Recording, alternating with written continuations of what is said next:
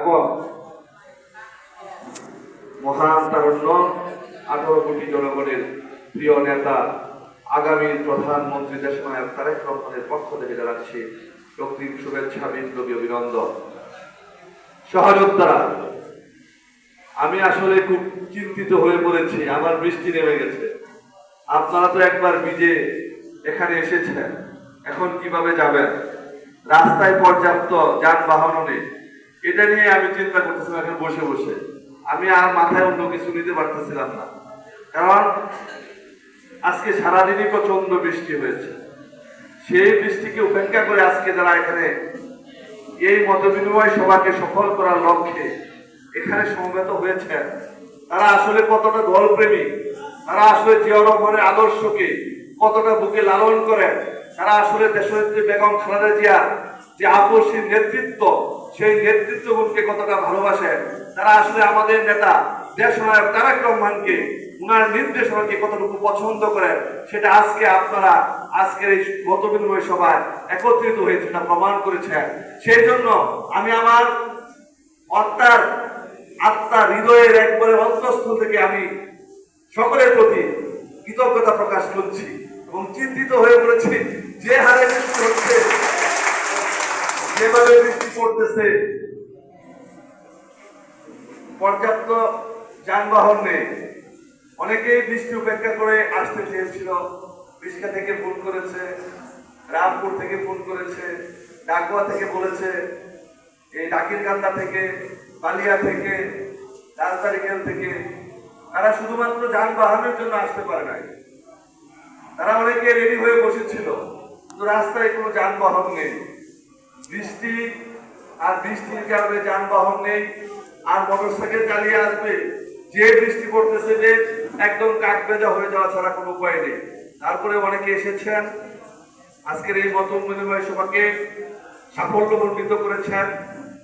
অনেক বক্তা অনেক সুন্দর সুন্দর বক্তব্য রেখেছেন, অনেক সাংগঠনিক কথা বলেছেন, দলকে কিভাবে এগিয়ে নেওয়া যায় সেভাবে কথা বলেছেন, দলের ভাবমূর্তি যাতে আরো কিভাবে সুন্দর করা যায়, দলের ইজ্জত সম্মান কিভাবে বাড়ানো যায়, দলকে বিএনপিকে, দেশনায়ক তারেক রহমানকে, দেশনেত্রী বেগম খালেদা জিয়াকে কিভাবে আরো অধিকতর জনপ্রিয় করা যায়, দলকে কিভাবে সুসংগঠিত করা যায়, প্রতিটা মানুষের দুয়ারে দুয়ারে দলের বাণীগুলো এবং দেশনায়ক তারেক রহমান যে বক্তব্য দিচ্ছেন, যে নির্দেশনা দিচ্ছেন, আগামী দিনে উনি যে বিএনপির শব্দ দিচ্ছেন, সেই বিএনপির কথা কিভাবে প্রতিটা মানুষের ঘরে ঘরে পৌঁছে দেওয়া যায়, সে বিষয়ে আপনারা সুস্পষ্ট মতামত দিয়েছেন। আমি আসলে ব্যক্তিগতভাবে অভিভূত হয়েছি। আসলে আমাদের ভিতরে কত সুন্দর, কত ভালো, কত মেধাবী এবং স্বচ্ছ অনেক কিছু লুকিয়ে ছিল, সেগুলি আজকে মত বিনিময় সভা না হলে আমি হয়তো জানতেই পারতাম না।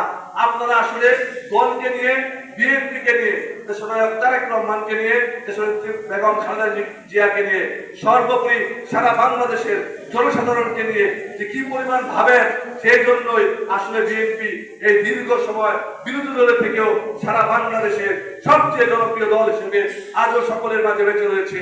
কারণ আপনাদের ভাবনায়, আপনাদের স্বপ্নে, আপনাদের হৃদয়ে যে বিএনপি রয়েছে, আপনারা সার্বক্ষণিক বিএনপির জন্য মঙ্গল কামনা করেন। এই জন্য বিএনপি 18 বছর পরেও মাথা উঁচু করে দাঁড়িয়ে আছে। সহযোদ্ধারা অনেক সুন্দর, অনেক সাংগঠনিক বক্তব্য দিয়েছেন, অনেক কথা এসেছে, অনেক বক্তব্য এসেছে।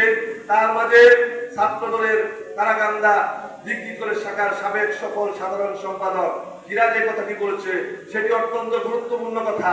আমাদেরকে একটি টিম গঠন করতে হবে, যে টিম 10টি ইউনিয়নের প্রত্যেকটি ওয়ার্ডে মনিটরিং করবে, আমাদের জন্য যারা কাজ করে যাচ্ছে তাদের খোঁজ খবর নিবে, তাদের ভালো মন্দ, তারা তাদের ভালো মন্দ জানার চেষ্টা করবে, তাদের কি ডিমান্ড সেটা জানার চেষ্টা করবে, তারা কতটুকু কাজ করছে, আবার কেউ আমাদের মধ্যে থেকে কোন অন্যায় কাজে লিপ্ত হচ্ছে কিনা, সেই জন্য অতি দ্রুতই আমরা ইনশাআল্লাহ একটি মনিটরিং টিম করে দেব, যে টিম 10 ইউনিয়নের প্রত্যেকটি ওয়ার্ডের খোঁজ খবর নিয়ে সেখানে যে ওয়ার্ডে যা দরকার, যে ইউনিয়নে যা দরকার, যে পাড়ায় বা মহল্লায় বা যে গ্রামে যে যা কিছু দরকার সেগুলোর ব্যবস্থা করবে ইনশাআল্লাহ।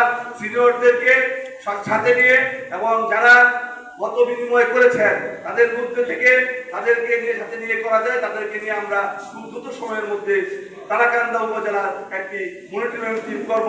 সেই জন্য এই ধরনের একটি প্রস্তাবনা দেওয়ার জন্য আমি আমার প্রিয় ভাই সাবেক সকল ছাত্রনেতা ইরাকে ধন্যবাদ জানাচ্ছি এবং তার প্রতি কৃতজ্ঞতা প্রকাশ করছি।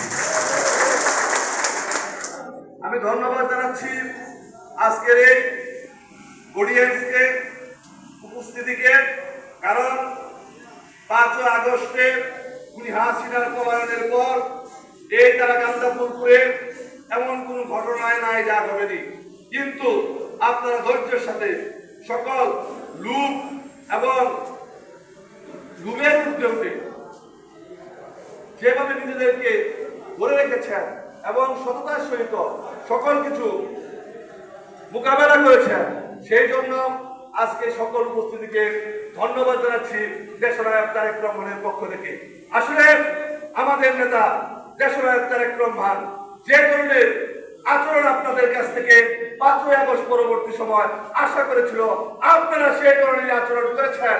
আপনারা কারো দোকানপাট লুট করেননি, কারো জায়গা জমি দখল করেননি, কোথাও চাঁদাবাজি করেননি, কোনো সন্ত্রাসী কর্মকাণ্ডে লিপ্ত হননি, কোনো মানুষের ক্ষতি করেননি, রাস্তায় ডাকাতি করেননি, ছিনতাই করেননি, কোনো অফিস আদালতে যে কোনো প্রশাসনের কর্মকর্তার সাথে দুর্ব্যবহার করেননি। আসলে আমাদের নেতা দেশনায়ক তারেক রহমান আপনাদের মতোই কর্মীদেরকে খুঁজছে, যা আপনারা ইতিমধ্যে। বন্ধুরা আমার, আমি বিভিন্ন সময় বিভিন্ন বক্তব্যে বলেছি আমরা জনসাধারণের সাথে আছি, কারণ জনগণ সকল ক্ষমতার উৎস, কারণ জনগণ আগামী দিনে ভোট দিয়ে যে সাংসদ নির্বাচিত করবে সেই সাংসদ 1 থেকে 150 হওয়ার পর বিএনপি ক্ষমতায় যাবে। সেই জন্যই আমরা সবসময় জনসাধারণের পক্ষে থাকি। আমাদের নেতা দেশনায়ক তারেক রহমানের স্পষ্ট কথা, জনগণের মনের ভাষা বুঝতে হবে, জনগণের মনের মাঝে কি অবস্থান করছে তা বোঝার জন্য সার্বক্ষণিক জনগণের সাথে চলতে হবে, জনসাধারণের ভাষা বুঝে কাজ করতে হবে। জনগণ কি চায়, আমিও তো জনগণ, আপনিও জনগণ, আমরা সারাক্ষণ সাধারণ মানুষের সাথে উঠা বসা করি, মেলামেশা করি, আমরা ওনাদের কথা শুনি, আমরা ওনাদের সাথে চলাফেরা করি। সেই জন্য তাদের বক্তব্যটা কি, তাদের মনের মাঝে কি, সেটা জেনে সেইভাবে চলার চেষ্টা করি। 5 আগস্ট পরবর্তী সময় যখন এই ফুলপুর তারাকান্দায় একটা মৎসব চলছিল, এক ধরনের মহড়া চলছিল, তখন আমরা সাধারণ মানুষের কথা শুনে, সাধারণ মানুষের কথা ভেবে, সাধারণ মানুষের মনের কথা উপলব্ধি করে সাধারণ মানুষ কি চায় সেইভাবে চলার চেষ্টা করেছি। কি চেষ্টা করেছি কিনা? আর সেজন্যই আজকে আমাদের দ্বারা বিএনপির ভাবমূর্তি পূর্ণ হয়নি, আমাদের দ্বারা বিএনপির কোনো ইমেজ নষ্ট হয়নি। আমি ব্যক্তিগতভাবে মনে করি আজকে আপনারা যারা এখানে উপস্থিত হয়েছেন সকলের মাধ্যমে বিএনপির ভাবমূর্তি আরো ভালো হয়েছে, বিএনপির ইমেজ আরো ভালো হয়েছে, বিএনপি আরো সুনামের অধিকারী হয়েছে। আমাদের দ্বারা বিএনপি ক্ষতিগ্রস্ত হয়নি, বরং বিএনপি আরো অনেক বেশি জনপ্রিয় হয়েছে, কারণ আমরা দেশনায়ক তারেক রহমানের কথা, প্রতিটি কথা অক্ষরে অক্ষরে পালন করার চেষ্টা করি।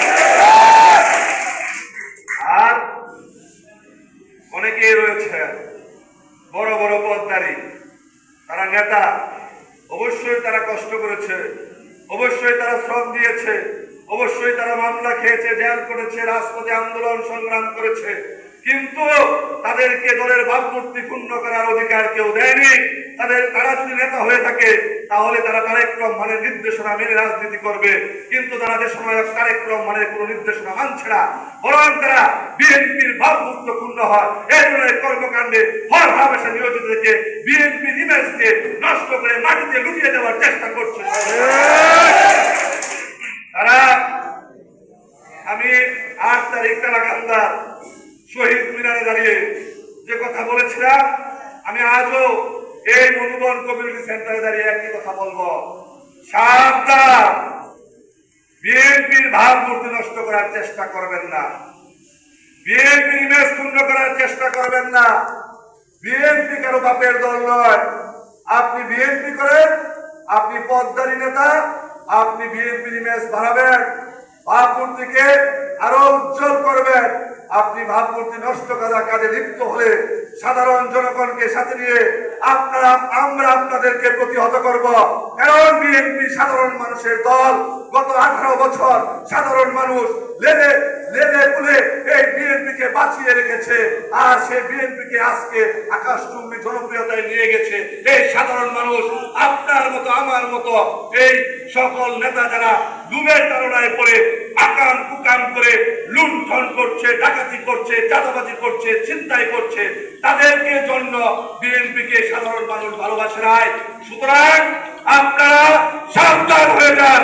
আজকে শেষবারের মতো বলে দিচ্ছি, আপনারা যদি আবারও কোনো অপকর্মে লিপ্ত হন তাহলে সাধারণ মানুষকে সাথে নিয়ে আপনাদেরকে প্রতিহত করবে। এবং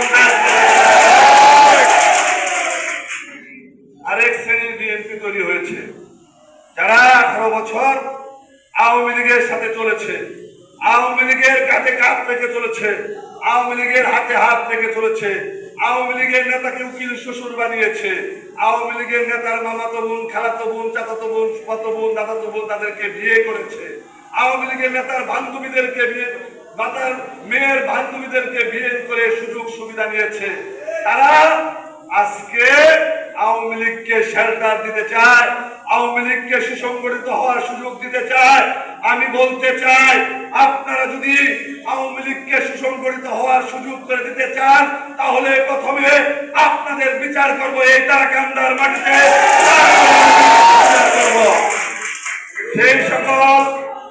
সেই সকল আওয়ামী সন্ত্রাসী যারা বিনা ভোটের চেয়ারম্যান, যারা জোর জবরদস্তি করে চুরি ছিনতাই করে মানুষের ভোটকে কেড়ে নিয়ে নিজেদেরকে চেয়ারম্যান দাবি করছে, সেই সকল চেয়ারম্যানের বিরুদ্ধে আমাদের আপনাদেরকে কোন আওয়ামী চেয়ারম্যানকে চেয়ারম্যানই করতে দিব না।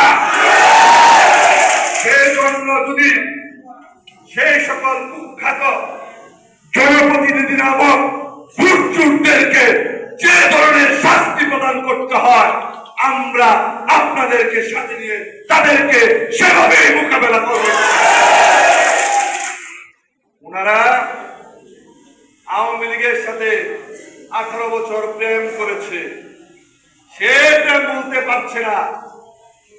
দলকে ভালোবেসে নমিনেশন দিয়েছে, নির্বাচিত হয়েছে, সুযোগ সুবিধা নেওয়ার জন্য আওয়ামী লীগের এমপিদের পা চাটা গোলাম হয়ে গিয়েছিল। এরা আওয়ামী লীগের এমপিদের পা চেটে চেটে নিজেকে অনৈতিক সুযোগ সুবিধা নিয়ে আর্থিকভাবে স্বাবলম্বী হয়েছে। তখন আওয়ামী লীগের সেই সকল নেতাদের সাথে তাদের যে কমিটমেন্ট ছিল তা এখন পূরণ করার জন্য আওয়ামী নেতাদেরকে সাথে নিয়ে বিএনপি নেতাদের বিরুদ্ধে বিভিন্ন ধরনের অপকর্ম করে যাচ্ছে। তাদের বিরুদ্ধে আপনারাই বলেন কি ধরনের হস্তক্ষেপ করা উচিত। আপনারা এখানে যারা রয়েছেন তারা সকলেই রাজনৈতিক সচেতন।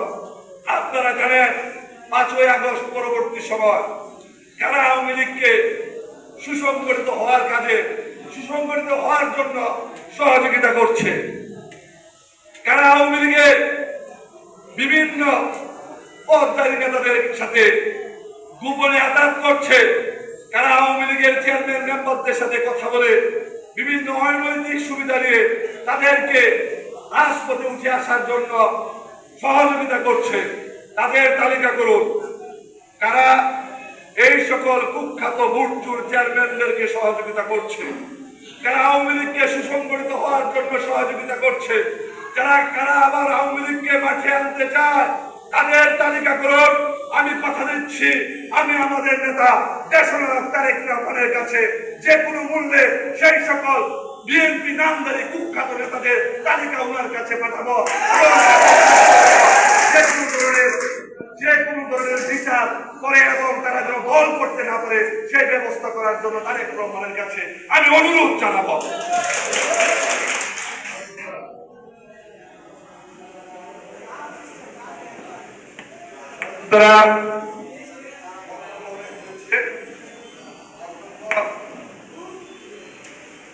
বক্তব্য অনেক হয়েছে, অনেক কথা বলেছি, বৃষ্টি আরো বাইরে গেছে। বৃষ্টি বাড়তেছে, রাতও হচ্ছে, আপনাদের হয়তো ভিজে যেতে হবে, বাড়িতে ফিরতে হবে। আল্লাহ না জানে কোনো অসুখ বিসুখ কি হয়ে যায়, এটা নিয়ে টেনশন লাগতেছে। আসলে আমরা যেভাবে আজকে এই প্রোগ্রামটি করতেছি, সেভাবে আমরা এই প্রোগ্রামটি বৃষ্টির জন্য করতে পারি নাই। একটু সাইলেন্ট থাকি প্লিজ। হ্যালো, একটু সাইলেন্ট থাকি। যদি ধৈর্য ত্রুটি করে থাকে তাহলে বন্ধ করে দিই নাকি? আসলে আমরা যে প্রোগ্রামটি যেভাবে করতে চেয়েছিলাম, আমরা মূলত ইউনিয়ন পার্ট বাই পার্ট বসার একটা পরিকল্পনা ছিল। ইউনিয়নের সিনিয়র নেতৃবৃন্দদের সাথে বসে কথা বলে পরবর্তী করণীয় বা এরা যে বিষয়টা বলেছে যে মনিটরিং টিম বা তারাকান্দা, আমরা বিভিন্ন ইউনিয়ন থেকে আসার পর আমাদের পাশে কে থাকবে, কাকে আমরা নক করব, হ্যাঁ কাকে পাবো, এ ধরনের হয়তো 10-15-20 জন লোকের নাম হয়তো আপনাদের সাথে আলোচনা করে আমরা খুব দ্রুত সময়ের মধ্যেই আপনাদেরকে জানিয়ে দিতাম। কিন্তু আসলে প্রাকৃতিক অনেক বিষয়ের উপরে কারো কোনো হাত থাকে না, আমাদেরও সে হাত নেই। তারপরেও আমরা এখানে বসে সিনিয়রদের সাথে কথা বলে একটি সিদ্ধান্ত নিয়েছি। হয়তো আমরা খুব দ্রুত সময়ের ওয়েদারের পরিস্থিতি দেখে, আবহাওয়া পরিস্থিতি দেখে খুব দ্রুত সময়ের মধ্যে ইউনিয়ন বসবো। আজকে যেমন সকল ইউনিয়ন নিয়ে বসেছি, ঠিক এরকম না, আলাদাভাবে ইউনিয়নগুলো নিয়ে বসে আমরা তাদের সাথে আলোচনা করে তাদের মতামত নিয়ে আমরা একটা মনিটরিং টিম করব, যারা তারা